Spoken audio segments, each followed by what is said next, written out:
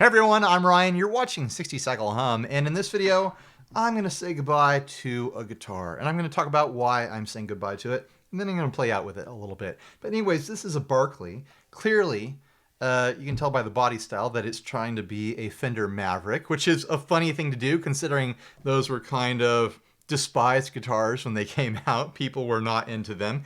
They have a bit of a cult following now, but you know, they didn't hit the market quite right. And to have an import company, try to make a department store student level model based on that is pretty funny. It's pretty funny. I will say that this guitar has its charms and I do enjoy playing around with it, but it also has all the shortcomings that you can expect from, department store Teisco style build. The frets are pancake flat, and I know that that was a style. They're trying to do the whole like Mosrite sort of like super speed fret sort of thing, but the neck itself has a little bit of a bow in it, and there's no truss rod adjustment to be found as far as I can tell.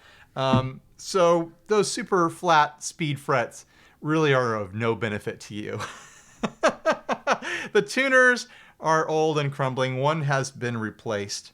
But they do kind of work until you use the wiggle stick. The pickups, they're actually kind of fun and warm and smooth in a way. The switches on this are dead. You really got to wiggle them around to get them to engage, disengage, and whatnot. The pots are fine. The bridge, zero intonation adjustment on this. Not that it really needs it. It's kind of fine. If you're playing this guitar, you're kind of like, well, I'm just doing a garage rocky sort of thing. Anyways, I think the shining component of the whole guitar, besides the fun body shape, is this trim. This is the most substantial, beefy version of a Teisco trim I have ever encountered in my life. Because this guitar itself is not very tuning stable when using the trim, I don't know if it's because of the trim or because of the nut or because of the, the trussless neck or something like that. But there's just something beefy and smooth and substantial about the feel of this trim versus other Teisco trims that I've messed around with in the past. Despite it being pretty crusty, I've honestly thought about taking this guitar apart, putting a little screw on stop tail thing here, and keeping this trim.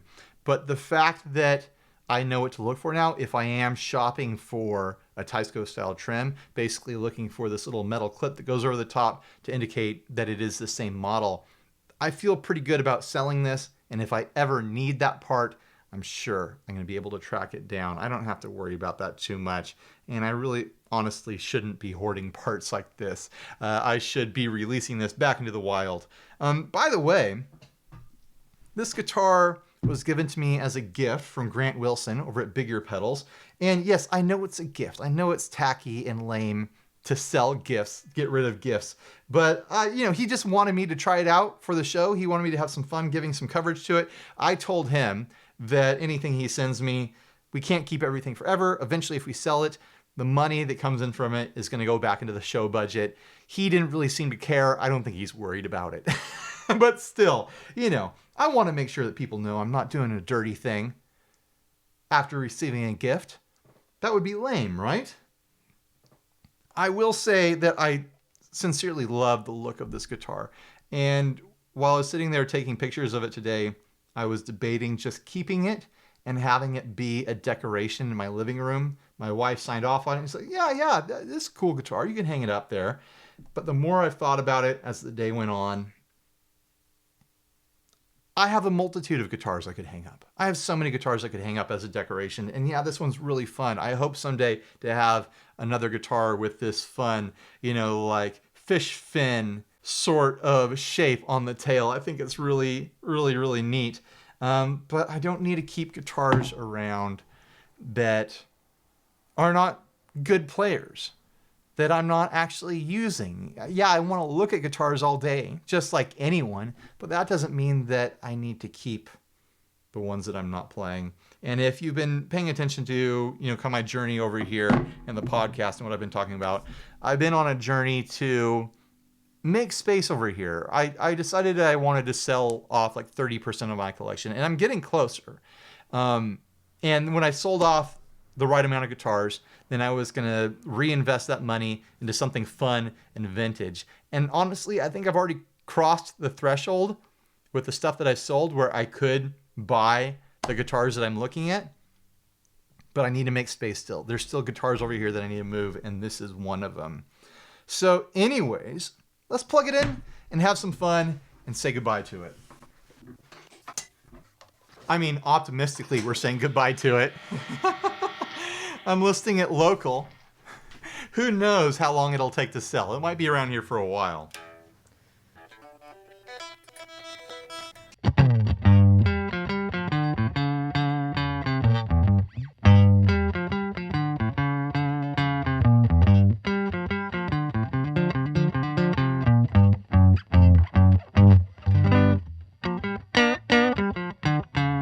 It's honestly surprisingly playable on the cowboy chord kind of area.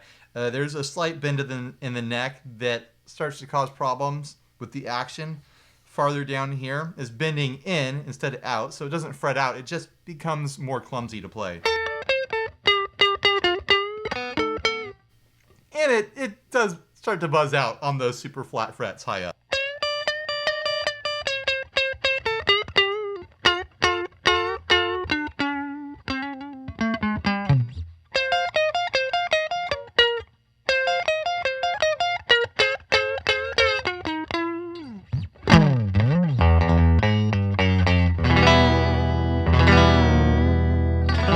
That trem though. It's nice and smooth and expressive with that little bit of like vibrato wiggle.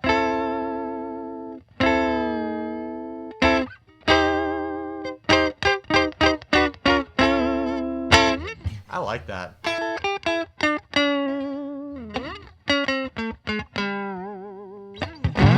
Let's throw some reverb on it. I'm sure I gotta check the tuning again.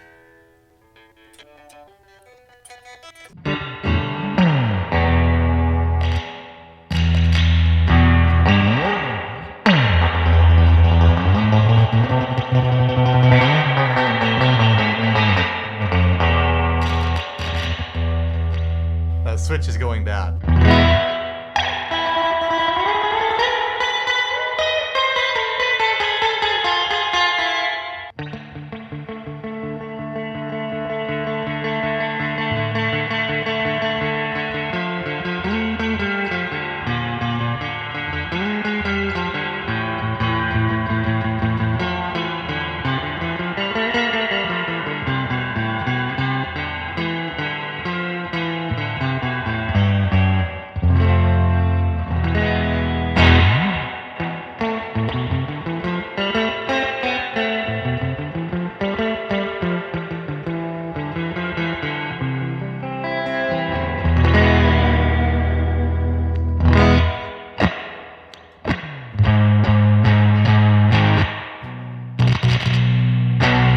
Is that neck pickup switch.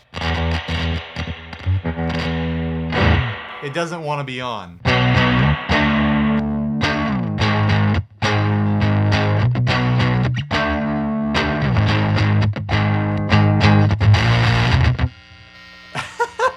HM2 time, right?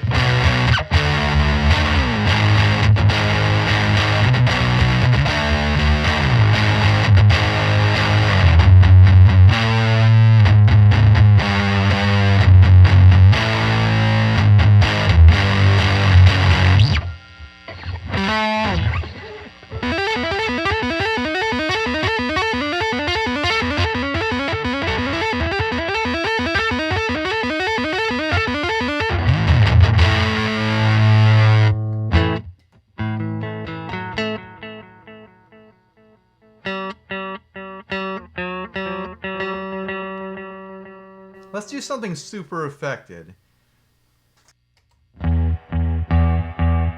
Reverb and delay. Low octave from the pitchfork. Fuzz from the twin bender.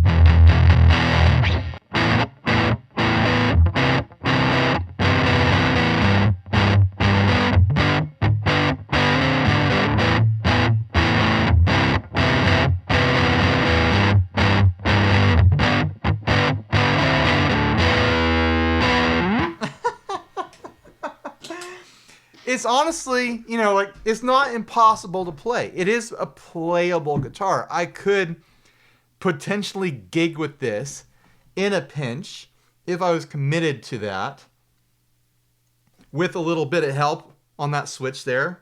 Maybe some electronics cleaner would get that switch to work again. But it's so far away from being a fun player. Like, I could play guitar on this. I could have learned guitar on this. The way a lot of people did learn guitar on these old department store student level guitars. Lots of people did. But yeah, I think it's just time to pass it on, to move it along, and, you know, make space. I have had thoughts of diving into this guitar in just a ridiculous upgrading sort of way. Like, I could swap the tuners, put some modern tuners in there. I could have it refretted. New tuners plus a refret, we're already, you know, spending like $300 to $400 or something like that on this guitar that's maybe worth $125. I'm guessing I'm probably going to end up selling it south of $100 to get it gone. I could install a real bridge on here if I can find one with the same spacing. I don't know if this has a unique spacing or what. I'm sure there's a bridge out there that I could drop into this, some sort of tune-o-matic, that would be a better option.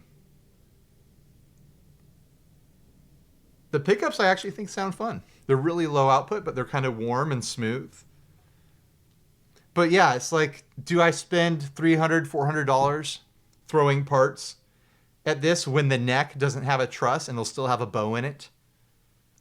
Or do I allow it to be what it was born to be and pass it on to someone else that might be curious and want to try out something like this? And my gut, my conscience is telling me to do the former. So anyways, thanks for watching. I'll jam out some more at the end here. Like, subscribe, dislike, leave me rude and nasty comments. Support us on Patreon. You know all that stuff. And stay grounded.